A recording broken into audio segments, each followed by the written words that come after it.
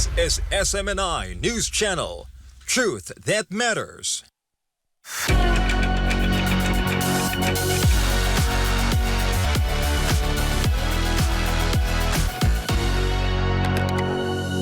Good evening. You're watching SMNI. This is Business and Politics. I'm your host, Dante Klinkang.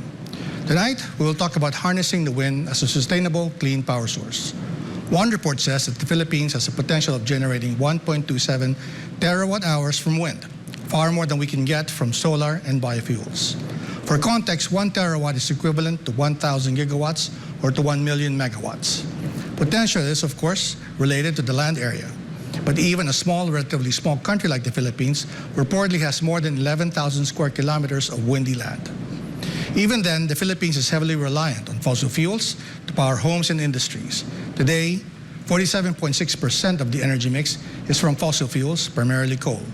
Even though policymakers have been striving to increase the share of renewables in the energy mix to 30%. One company that can help realize that goal is Sky Sails Power, a German firm that uses large kites or sails to harness the wind. Our guest tonight is Mr. Nico Leibenguth, a consultant for Sky Sails in Southeast Asia.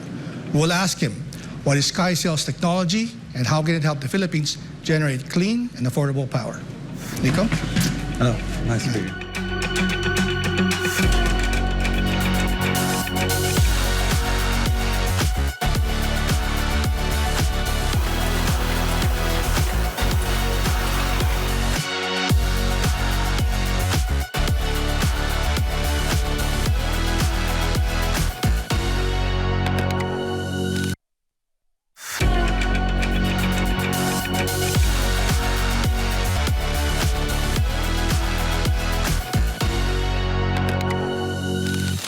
Mr. Nico, welcome to Business and Politics.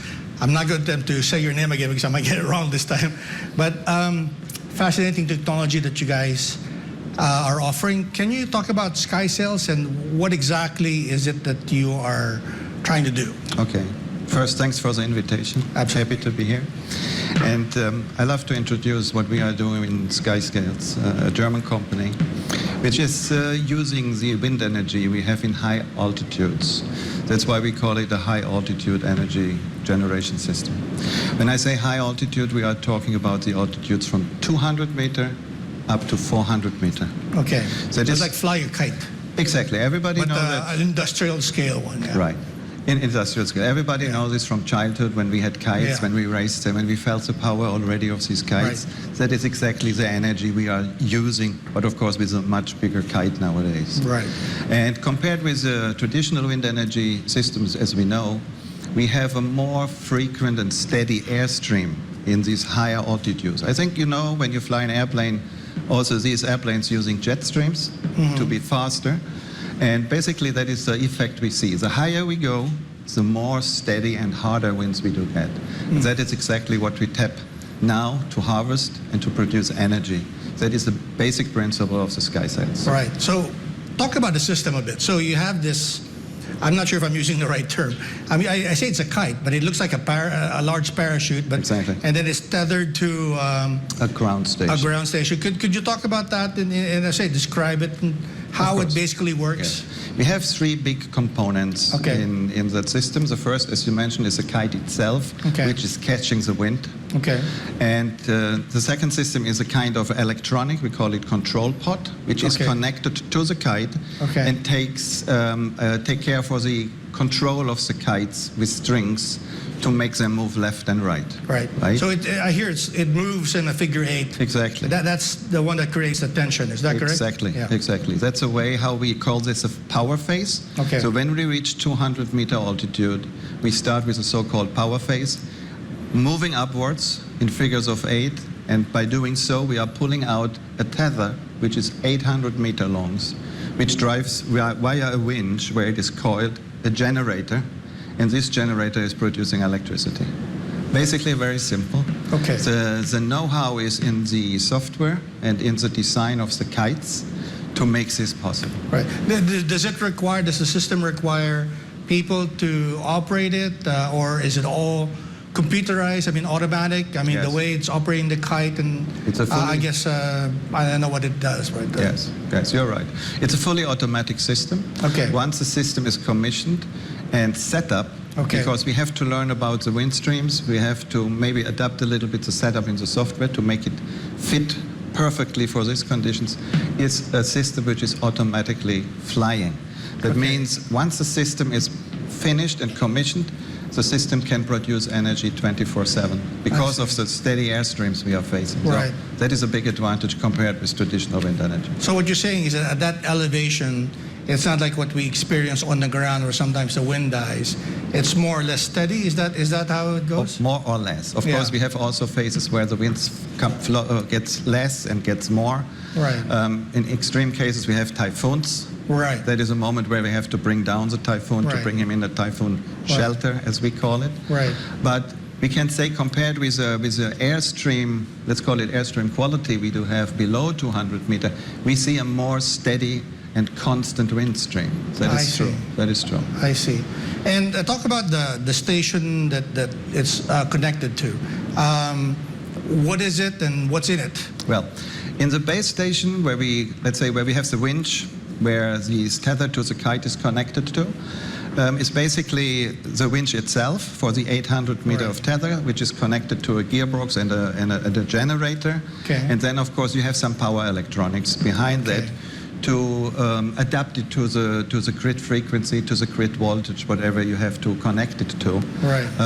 But that is basic technology. That is nothing special. So that means also when it comes to maintenance, it can be done locally. So there is no need to bring in engineers from abroad. It can be done. When you train the people, it can be done with local So it's a engineers. simple technology, essentially. At that part, yes. Right. At that part, yes. When we are talk about the software Right. and the control, but that is something very, very Right. unique. Nobody else does And the have it. materials that you're using for the Yes, kite and yes, stuff. yeah. Now, when we think about wind power, of course, the thing that comes to people's mind is the windmill, right? And Yeah. that we've seen this in the Philippines up north, Yeah. where our president is from. We've seen some new development in Rizal province. How is SkySails different? Is it as efficient, less efficient? I know there are some issues as well with the windmills, right? But how do you compare? Well, we cannot such easily compare it because Okay. we are different power classes. When we are talking Okay. really about the big windmills, we are talking about megawatts.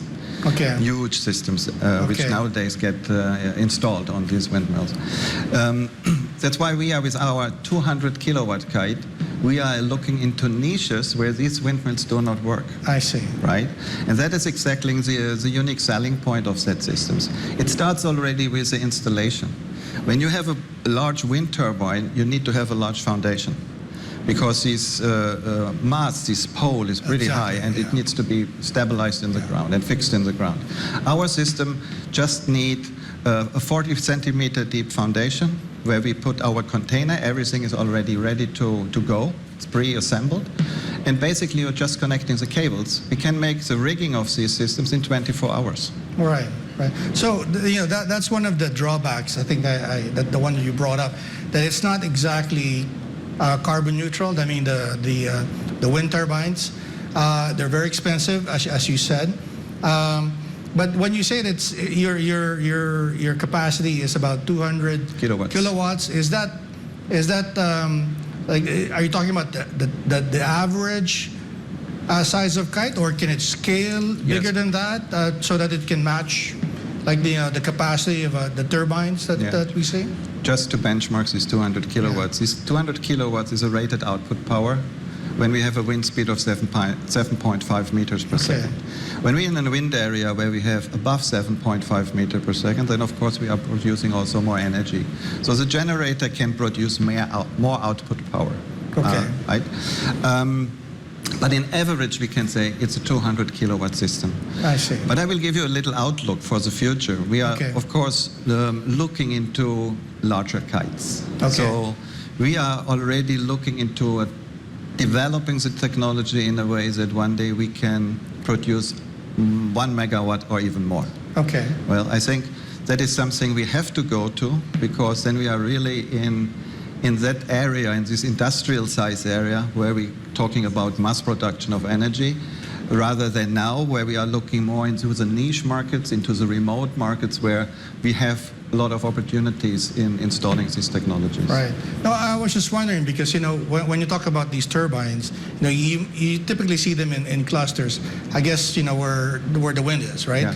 I was wondering if it's similar to your system where, you can deploy more than one kite, like in a specific area, or how much space would you need, like in between systems so that they just don't get tangled up or anything like that? Indeed, that is a big difference. Yeah. The traditional wind turbines you can place quite close together. Right. You need to know that when we are talking about an 800-meter long tether, we have maybe in worst case also a radius of 800 meters we have to protect, or we have to have as a safety zone. Right. And we don't want to have the situations that two kites collide, right. And therefore we need to have at least 800-meter distance from one ground station to the next ground station. Right. All right. Well, very interesting. Now, Nico, we'll just have to take a quick break. We'll be right back with Business and Politics.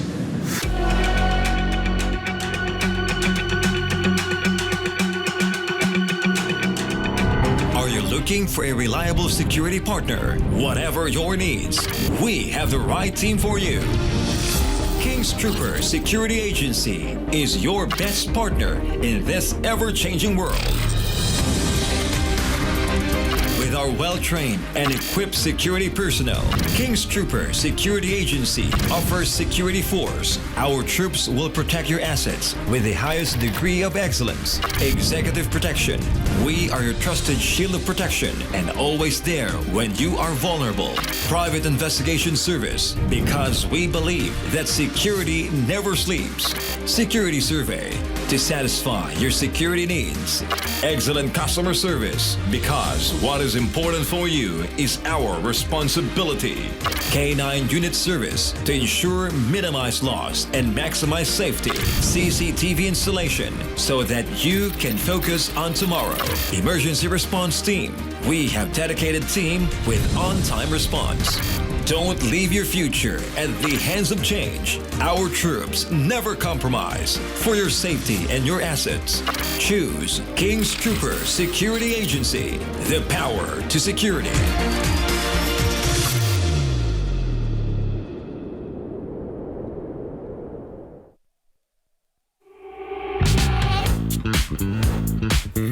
Indulge in every perfect cup of Avon. Satisfy your caffeine cravings at Davao City's best. David's Coffee Shop, located near Davao International Airport at Philippine-Japan Friendship Highway, Sasa, Davao City.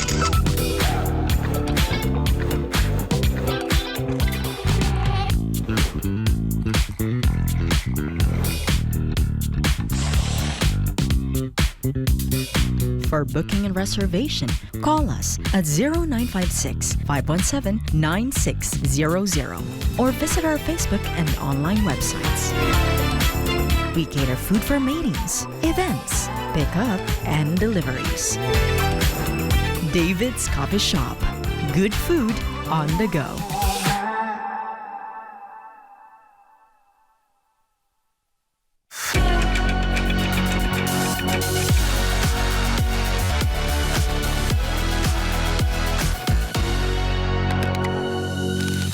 Welcome back to Business and Politics. We're talking to Mr. Nico Leibenguth of Sky Sales.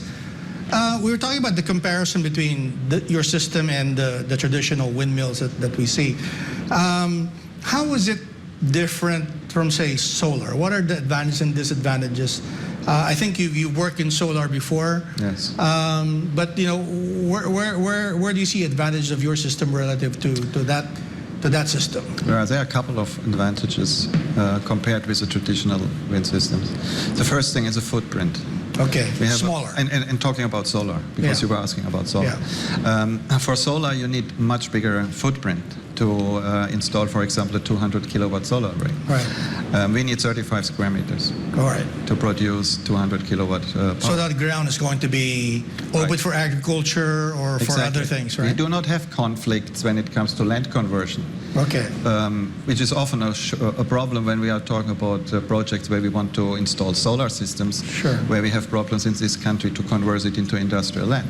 With 35 square meters, that is a quite easy thing to talk about. That is one great thing. The second thing is the advantage is the rigging time.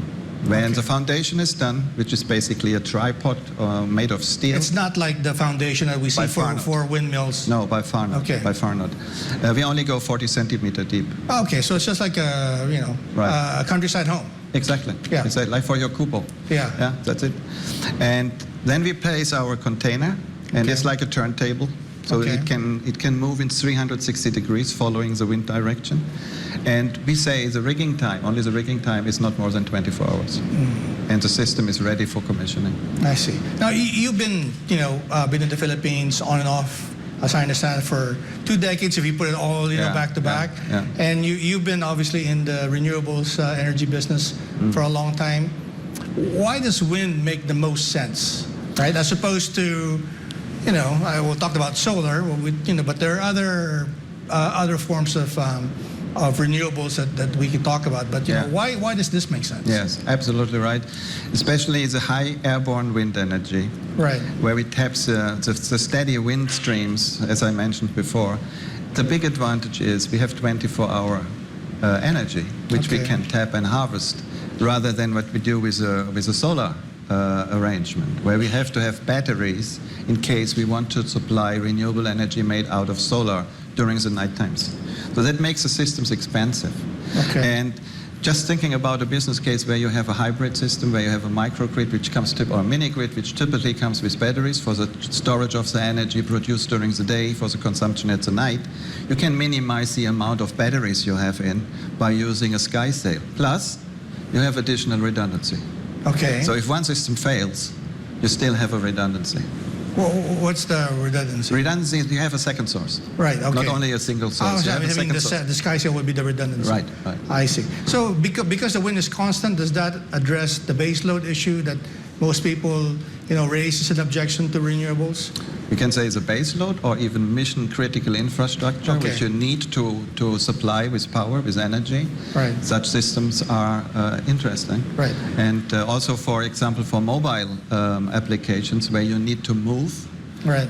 Imagine you put this system on a barge or on a raft and bring it to the islands where you need energy. So just tucking it there, So moor it. it's portable. Of course, yes. Okay. Yeah. Even you can put it on a trailer. Right. Let's take I've some- seen your website. It's on the back of a lorry, but I couldn't Yeah. tell whether it's transporting the equipment or it's actually a portable Both. unit by itself. Both. Yes. Both. There are certain applications, for example, in the mining industry, Okay. where they are moving, and the wind, the generator basically follows Right. according to the progress you make with the mining. Right. Now, obviously, this system probably won't work in an urban center like Metro Manila, where you have lots of buildings, right? Yeah, yeah. So what is a suitable location for the type of system that Sky Sales is offering? Well, basically, we can say we need to have a wider safety area Okay. where we do not want to see people living. Okay. It can be industry. That is Okay. not the problem. It can be even a solar facility. Okay. A solar facility is perfect, by the way. Okay. Because you can also make this solar facility producing energy at night. Okay.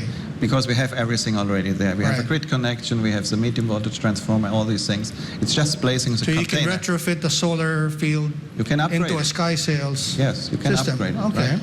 And especially when looking into the future, we are talking about the bigger power classes. We talk Okay. about megawatt kites. Then definitely it's get interesting for the Okay. large solar facilities to think about implementing, embedding a kite. Yeah, but is it better on a relatively flat terrain? Would it work in, let's say, in the mountain region up north, for instance? Yeah. Or is it something suitable to coastal areas? What is the ideal, landscape for your system? For the landing and launching of this system, we need around 80 to 100 meter in radius, which we need to have free of trees or of course. So just like any kind, it can get caught up in. And you know that when you were a child, you had to look that you have a free area. Yeah. But when within this area, whatever it is, if it is a coastal area, or if it is a mountain area, whatever, we can start and operate the kites. But to answer your question, it is of course better when you have an area where you don't have trees or higher buildings, where you create friction and turbulences. Shoreline is perfect. Yeah? Where you have a steady stream, that's also making it easier for us to start. The summit of mountains is perfect because we have the upstream winds coming from the mountains. Perfect locations for placing such kind of technology. Right. Of course, the Marcos government has put a lot of interest in developing renewables. Yes. But I think we will hear from you whether that has been translated into policies that make it easier. Are you talking to specific clients in the Philippines? I mean, what kind of clients are you looking for, by the way? Are you looking for local governments, private sector, or it can be both? It can be both. Okay. Because we know the problems the Philippines are facing in regards to the electrification of remote areas, especially when we talk about the financial. The so-called levelized cost of energies, when we are looking, for example, a diesel power plant on a remote island, can be very high and very expensive. It can be much more than even 1.5 USD per kilowatt hours. So typically that is quite heavy subsidized by the government.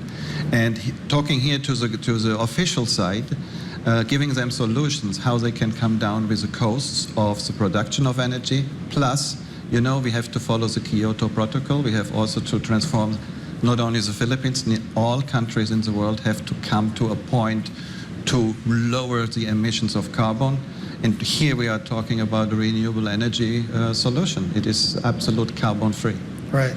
So are you looking to contribute to the existing grid, or are you looking at areas that are not connected to the grid and are looking for a power source, or are you doing both? We can doing both. Okay. We can embed this system into an existing grid. Okay. That can be the national grid, that can be a microgrid, a mini grid, that can be a dedicated off-taker who is consuming this energy completely. It can also be new projects. It can be new projects where we look into electrification of remote islands, for example, or resource who want to get rid of their diesels. And then we design a system with a kite. Right. I have to say, most probably it is a part of a solution. Okay. Not only just a single kite. So there will be maybe a solar combination, maybe water hydro combination. There will be batteries. It is a typical part of a hybrid system. And what has the reception been so far? I mean, are they excited, the people you talk to, or are they throwing out a number of bureaucratic roadblocks at you, or what kind of reception are you getting? That is really the amazing thing of this technology. Okay. Whoever comes in and whoever sees this technology the first time, he is flashed. He say, "Wow, that is cool. We have never seen such kind of technology." I mean, that is also a landmark. When you have such kind of a kite, you see it already from far distance. So it is really exciting to see the process of launching the system, and when it is flying in figures of 8 producing this energy, it is really an amazing technology. And people quickly say, "Oh, we want to know more about that. We want to know how can we integrate this in a problem we actually face because solar may be not working or the big windmills are not working." That's the thing what we are looking for. Right. Now, is this technology being used in Germany already, or do you have another market, maybe another country where you have an operating unit? Yeah. Yes, we have. Our R&D site, which is in the northern part of Germany, near the coast of the North Sea. Okay. We have a kite which is flying already 3.5 years. But this is more our internal R&D kite, where we try new software, where we are trying. So this is where you're experimenting. Exactly, where we learn and improve. The first semi-commercial system, which is now flying in Mauritius, is installed nearly a year ago, and since 6-7 months now it's automatically flying, and the system is producing energy. That is a project with the government.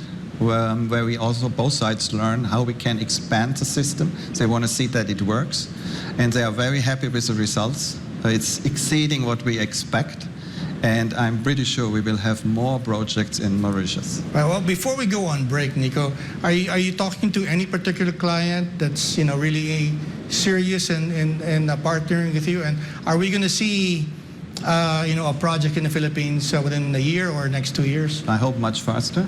Okay. We are in talks with a bundle of people from government sector as well as from private sector. Anything you can disclose? No, I can't. I don't want to do that at that point here at this place. But believe me, we are in discussions with that, and many people are asking for meetings to learn more about this technology. Well, tell me during the break, so we can do a story on. Yeah. We'll be right back with Sky Sales. This is Business and Politics.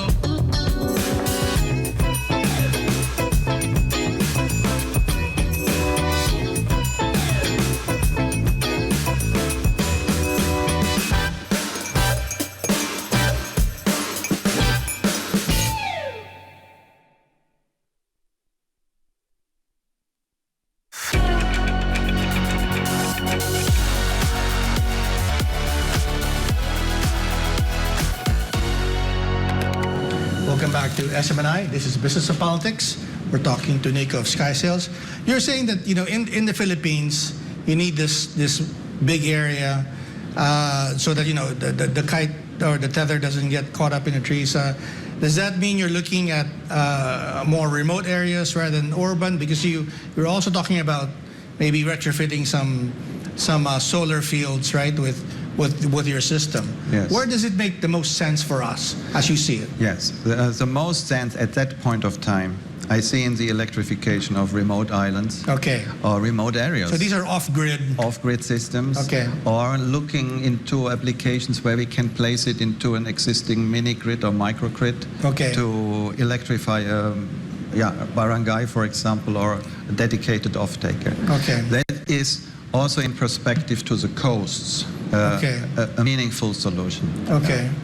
Now, when you're talking about 200 kilowatts, I mean, how many homes can that sustain? I know that's a difficult question for you because I'm not sure if you're familiar with the household consumption here in the Philippines, but obviously it's not going to be the same as you would find in Europe or in the United States, but an estimate maybe.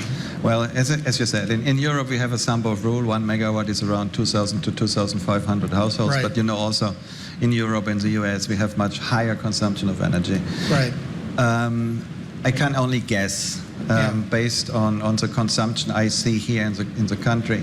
I would say with one kite we are somewhere around 600 to 800 households we can electrify with that system. All right, and then it's interesting because you guys are coming in at a time when the national government is devolving a lot of resources to the local governments.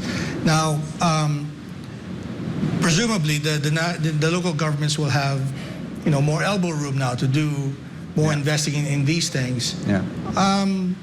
What is the investment amounts that we're talking about? I mean, what do they need to look at, if they want to have the system in their area?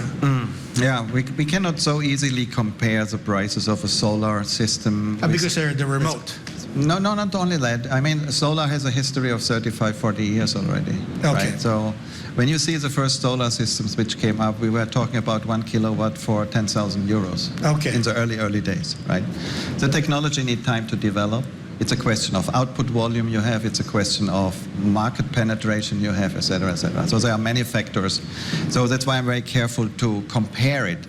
I like to see it in a way that we are looking on the output which comes out of the system. And at the moment we are around 600,000 kilowatt hours output of the 200 kilowatt kite per year. That is the double what you can do, or more than the double what you can do with solar. And we are aiming end of this year, we are aiming to 800,000 kilowatt hours a year with these kites. And then we have to look into the levelized cost of energy. As I mentioned earlier, here we are at the moment around 20 to 25 US cent per kilowatt hour. But with the design of the bigger kites and with more volume and more penetration in the markets, we are coming down also with the production cost of the system. Okay. Our goal is to be at least in the range where we are right now with the traditional wind turbines, somewhere between 4 or 5 US cent per kilowatt hour. That's where we have to go. That is the path we have to go. Okay. It sounds a little bit high, but I guess you have to balance it off with the possibilities of where you could deploy these things. Exactly. Yeah? We are talking at the moment, when we are talking about remote applications, the levelized cost of energy, taking the classical way, produced with diesel gensets, diesel plants, we are talking about 1.5 or even more USD per kilowatt hour. And at that point, exactly, we are more than competitive. Right. And that is where we need to talk about, that the government or whoever is financing this, coming down with the costs for the energy. Right. And what is your typical pitch, I mean, to clients? So obviously it's from the wind. It doesn't need, it's not subject to the volatility of fuel prices, right? But what are the major hurdles? Of course, there's the buying cost, right? How does maintenance compare to the other options that we're looking at? And how long does the system typically last before you have to build a new system? Okay. As you know, I'm a German. Yeah. We German engineers try to make things forever. Okay. So the design life, to start with that first, the design life is about 20 to 25 years. Okay. Touching that point of maintenance, very important. When it is well maintained. Maintenance and these systems mean that we have to look for the moving parts, for the electromechanical parts in the ground station, but that is basic maintenance, greasing, checking vibrations of the bearings, such kind of things. We are looking into the power electronics, reading out the events, checking if there is anything which may need an action, but basically it's a quite low maintenance design. Okay. So that even local people here can maintain it, who have a background in electromechanical engineering, and with a team here in the Philippines, which we will also provide with the spare parts stock, so that we can keep the availability of the system as high as possible. Right. The kite itself, I mean, can you talk about that? Is that something that's made out of a material that's easily sourced, or is it a special invention of Sky Sails? It is a fabrics which you typically are using, like in parachutes. Okay, it's like a big parachute. It is of course there's some special development on top. We learned about this texture of fabrics of this material from our earlier days when we developed kites for propulsion systems for ships. Okay. Pulling cargo ships, pulling tankers over the oceans. Okay. And that material found its way also in the power segment. So to answer your question in regards to the maintenance of this equipment, the kite itself, according to our data we have so far, we would change every 1.5 years. Okay. And another part of the system, which is the tether, the connection from the kite to the ground station, we recommend to change it once a year. Right. Yeah. But is that a substantial cost, or is it minimal compared to, I mean, the overall investment? That is not at the moment clearly defined internally, but it should be a kind of a package we offer. Okay. Where these kind of costs for a certain period of time, definitely for the warranty terms, but maybe also longer, will be covered with a buying price. Right. And are you? You said you were working in Mauritius, and I'm sure you're selling this to other countries as well. Is Sky Sails working with its clients and sourcing maybe some financing to develop this, or is that something in the works? Yes, we are also in discussions with different external financing, let's say, people. Okay. But we also can look into our internal solutions like build, own, operate, so that the system will be installed from us. We operate the system and we are selling the energy. I see. To refinance the system. And after a certain period of time, the customer can buy it, or we take it out and sell it in a different location. I see. And what is the likely, arrangement that may happen here in the Philippines? Is it an outright buy from the customer, or is it more of the BOT, or do you even have a preference on what would be better for SkySail? Well, from my experience from the solar times, it is quite often asked, can we have a financing solution, or how can we get a part of it, or you get a part of the financing solution? It's a wild field we can talk about. So we have really to look into the expectations. Right. We have to look what can we offer from our end, or how do we bring an external local bank or foreign investor. Right. So there are plenty of solutions to find a financial solution. Right. And in the projects you've done, do you have an estimate on how long it will take to recover the investment, the payback period? Well, you said that the lifespan of the system is 25 quite years. long, right? Yes. Well, we are looking, of course, everybody's looking for The shortest. ROIs, right? Return of investments. I would say when you have a ideal configuration of financing and equity, et cetera, somewhere around 7 years, 8 years. It's not bad. Yeah. And then going back to what I was asking earlier, what has the reception been like? Are you, because people in the Philippines talk about, the ease of doing business, but there is a lot of interest on the renewables. But are you feeling that? Are you feeling that it's easier now for you guys to introduce this kind of technology, which we obviously need, right? Yes. Or are there other hurdles that, that the relatively new government should look at, maybe to clear the way for you and maybe have Yes. more systems Right. set up here? Of course, we have also our showstoppers. Yeah. Especially the bureaucracy in this country, which is quite often too long for us to get really the permissions and the certifications we need to start a system. You need to know when we have a kite in the air, we need to take care for the air traffic control. We need to have a permission to operate in that area where we are based. But also all these things with DENR, with let's say, even getting a company founded here and established here in the country. It's difficult, yeah. It is difficult. Thanks God, that is a good thing to say, that renewable companies now can be 100% foreign ownership. That makes things easier also for an investor to step in, because you say, okay, then I'm secured. I do not need to have a share with a local, and I have full control of the concept and the financing. That makes things easier for us. But still, there are many rocks on the road we need to take aside to make business easier and to develop it faster here in regards to renewable energy bringing in. Well, yeah, I hope it's smooth sailing for you from here on. Thanks. We'll just have to take another quick break. This is SMNI's Business and Politics. We'll be right back.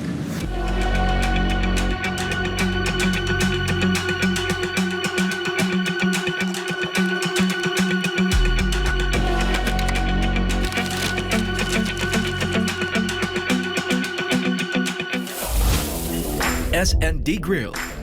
Our commitment is good food for all occasions. S&D Grill Catering Services will be there to help you celebrate your special days. S&D Grill will deliver food and service at its best. So for your parties, meetings, and gatherings, S&D will give you the taste of excellence. For bookings, contact S&D Grill at 0905-345-4754. S&D Grill. Our commitment is best service.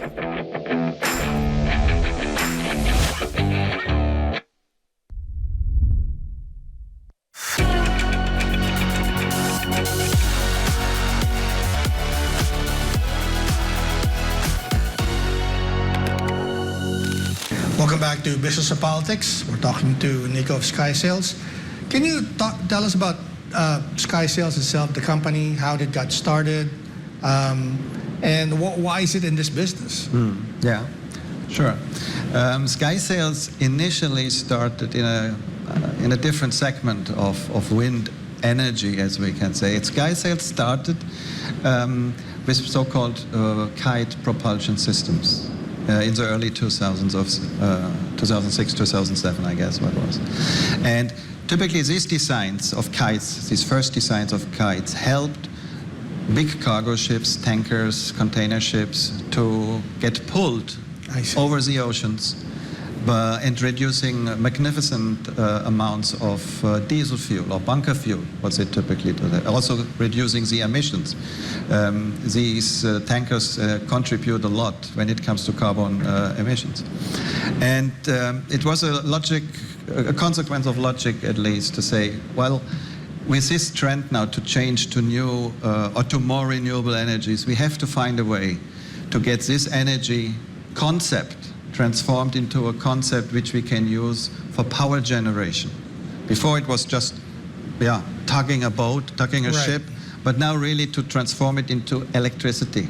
And that was the next big move. And a lot of people came on board who have the skills also to understand how works a kite, for example. When you speak with the software developers in the company, most of them are already kite surfers somehow. So they know how to transform it from the muscles to the brain into an algorithm for the software. And that is the uniqueness of this technology, to control it in a way that we can automate it and we can keep the system running by itself. That is the art of this technology. So I guess in case some people are wondering, control is a key because, in the Philippines we have, a monsoon season, we have a lot of typhoons. I suppose just like the ships you're talking about, when they go into bad weather, there's a way to keep the sails safe, is that right? Exactly, we have to protect the kite. That is our precious generator at the end of the day. So we can operate these systems up to a wind speed of around 90 to 100 kilometers per hour. That is already storm size or low storm size. So what we do is when we see by detecting the wind is coming up, wind is not suddenly big. It's going up quite smoothly. When we come to a certain threshold, the system does have to make the decision to pull in the kite and to protect it, to raft it and to wait until the wind conditions are more safe. Or if it is not too strong, we keep it in a certain level where the wind speed is lower. I see. And when the situation is getting better, we lift it again into the working area. Coming to typhoons, because we're facing a lot of typhoons here in the country, is a different story. The good thing of a typhoon is it's predictable. Mm-hmm. We know already the track, we know where it is coming and when the typhoons have a landfall. Yeah. And then we, before the typhoon comes into the country, we coil in the kite, and we designed a special typhoon shelter box where we bring in the kite, we close it, we wait until the typhoon passed by, then we open it again, and when the starting conditions is good, we can start producing energy. Also good for areas where maybe the traditional power supply is down because of flooding or solar have been flown away. Mm-hmm. You still have here again a redundancy which gives you energy for the mission critical infrastructure. Right, that's very interesting. Tell us about the people who started the company. I mean, were they into parasailing or something, or tell us how they came about. That's an interesting story. Our CEO, the Stefan, when he was a child, of course, he was playing also with the kites along the river Elbe, which is a river which is flowing very famous, along Hamburg. And he was at the beach and he was looking how it works, and he had fun with his kite. And then he saw these ships and he said, how I can transform this energy I feel now for the benefit of these ships. And that is how he started with the propulsion technology.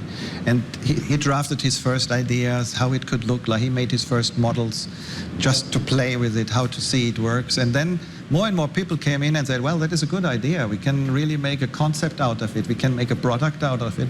And that's how they developed the kite systems, the propulsion technology. And over the years, when they got more and more data and experience what kind of material is usable, what kind of technology when it comes to the control of the system, that flew already into the first designs of the kites, which we are nowadays using for our electricity production. And the company dates back to when? 2006, 2005, 2006, I think they started with the propulsion systems. Okay. And 2017, there was a move to look into electricity, power generation, which can be used worldwide. not just depending on the ship propulsion systems. Right. Yeah. Now, just on top of my mind, is it vulnerable to lightning, or what are some of the, besides the high, Yeah. wind strengths, what is it vulnerable to? Well, we have, of course, we have to protect the system also in that regards. Not only the typhoon, it's also Right. lightnings. We are facing a lot of lightnings, not only in the Philippines, the whole tropical area face a lot of lightnings. We have technologies implemented that this will be grounded, that there is no damage to especially the electronics. I mean, the mechanical part doesn't matter, but everything where you have control pads, software, controllers, that is something we need to protect in a way that this does not get an impact. Right. So, tell us, I mean, are you the only player in this field? I mean, obviously there are the turbines, and there are other technologies that are proposing to harness the wind. What has it been like for SkySail so far? Very shortly, we are not the only one, but we are the AVE system, the AWE system with the highest capacity. Okay. There is nobody in the market so far who can produce 200 kilowatts. Okay. The other companies working in that segment, and I do not say competitors because we work all very close together. I said it can be a redundancy, right? We share also our experience because it's a new technology. Okay. So we are eager to learn also from our I will not use the term competitors, from the other companies who are developing this kind of technology, because we see the huge potential of that. There is a huge potential of that. There are a couple of companies. You can see that in the internet. You can find it online. But they are in a size of maximum 50 kilowatts. Is the next one behind us. The 200 kilowatts, and as I said, in the future, talking about 1 megawatt, that is definitely a power class. Right. Other companies need some time to reach that. But in that area, the 200 kilowatts, you're the only player? The only one, yes. I see. The only one. Now, what brought you to the Philippines? Because obviously there are many countries in our region. Is there, or are you selling to all of these? Or I was just wondering if there was anything in particular that drew you here. No. A very good question, because of course we made a kind of due diligence first to see which are the perfect locations where we can start launching such kind of system. And we checked, I think, more than 160 countries in that regards with a checklist, and Philippines at the end was in a pole position when we are looking into the APAC segment, right? Okay. Why? The first thing is you have wind, which is a precondition for our systems, especially when we look into the northern part, Ilocos Norte, the outlying islands. So you can say down to Negros, you have quite good wind conditions where it makes sense to think about a SkySail power kite.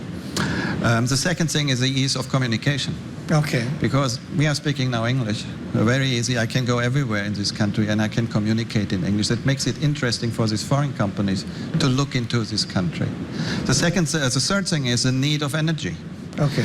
We have still 600 islands not electrified, so we are speaking about 600,000, 650,000 people who have no access to electricity right now.